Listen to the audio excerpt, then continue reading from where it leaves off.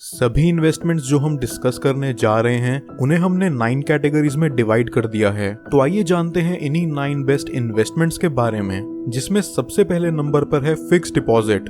Fixed deposit यानी कि FD India में सबसे सेफेस्ट इन्वेस्टमेंट ऑप्शन मानी जाती है। यहाँ व्यक्ति एक fix amount, fix rate of interest पर एक फिक्स समय के लिए इन्वेस्ट करता है।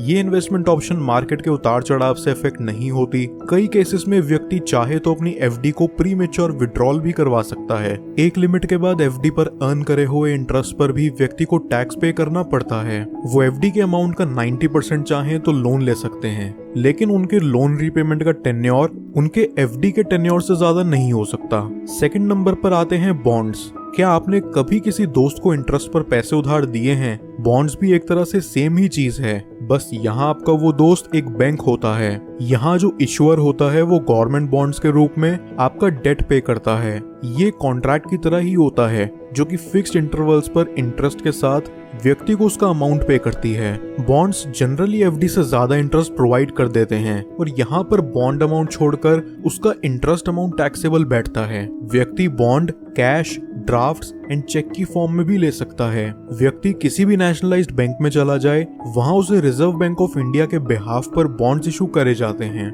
थर्ड इन्वेस्टमेंट ऑप्शन जिसकी हम बात करेंगे वो है endowment plans. Endowment plans basically व्यक्ति को लाइफ इंश्योरेंस एंड इन्वेस्टमेंट दोनों ऑफर करता है, जहां पर प्लान की मैच्योरिटी पर व्यक्ति को एक लमसम अमाउंट प्रोवाइड कर दिया जाता है और अगर मैच्योरिटी से पहले उसे कुछ हो जाता है तो इंश्योरेंस कवर अमाउंट उसके नॉमिनी को दे दिया जाता है। फोर्थ इन्वेस्टमेंट प्लान है public provident fund, PPF. PPF एक अट्रैक्टिव इंटरेस्ट रेट पर टैक्स सेविंग स्कीम है, जिसमें इंडिया की सैलरीड पॉपुलेशन के 50% लोग निवेश जरूर करते हैं। अच्छे इंटरेस्ट के साथ साथ इसमें कमाए हुए रिटर्न्स भी टैक्स फ्री हैं और section 80C of income tax act के तहत व्यक्ति इसमें इनकम टैक्स रिबेट भी ले सकता है। लेकिन PPF plan long term and slow investments के लिए ही बेस्ट हैं, बिकॉज यहाँ 15 इयर्स का लॉक इन पीरियड होता है।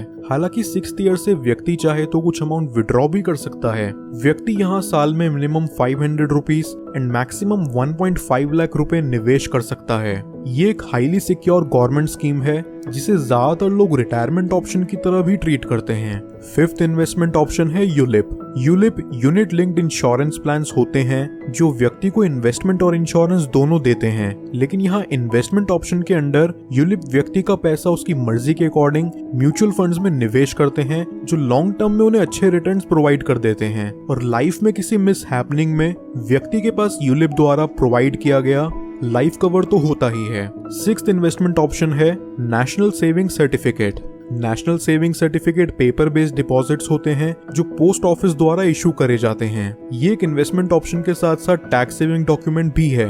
यहाँ भी व्यक्ति को अच्छा खासा रेट ऑफ इंटरेस्ट देखने को मिल जाता है। सेवेंथ इन्वेस्टमेंट ऑप्शन है national pension scheme. National pension scheme India में एक बहुत ही अंडररेटेड इन्वेस्टमेंट ऑप्शन में से एक है। यहाँ व्यक्ति साल का 6,000 रुपए इन्वेस्ट करने से भी रिटायरमेंट प्लानिंग स्टार्ट कर सकता है। एनपीएस 2 टाइप्स के अकाउंट ऑफर करती है, tyre 1 account and tyre 2 account. NPS में भी व्यक्ति सालाना 1.5 लाख तक की टैक्स सेविंग कर सकता है। लास्ट 8th ऑप्शन है tax saving mutual funds. Tax saving mutual funds ELSS के नाम से भी जाने जाते हैं। ईएलएसएस मतलब equity linked saving schemes.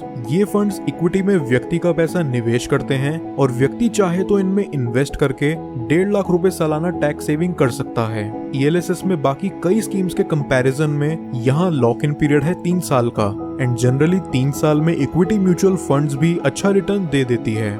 Make sure आप इस वीडियो में बताए गए सभी इन्वेस्टमेंट प्लान ऑप्शंस अच्छे से कंपेयर कर लें। ये वीडियो आपको कैसी लगी हमें नीचे कमेंट करके जरूर बताएं।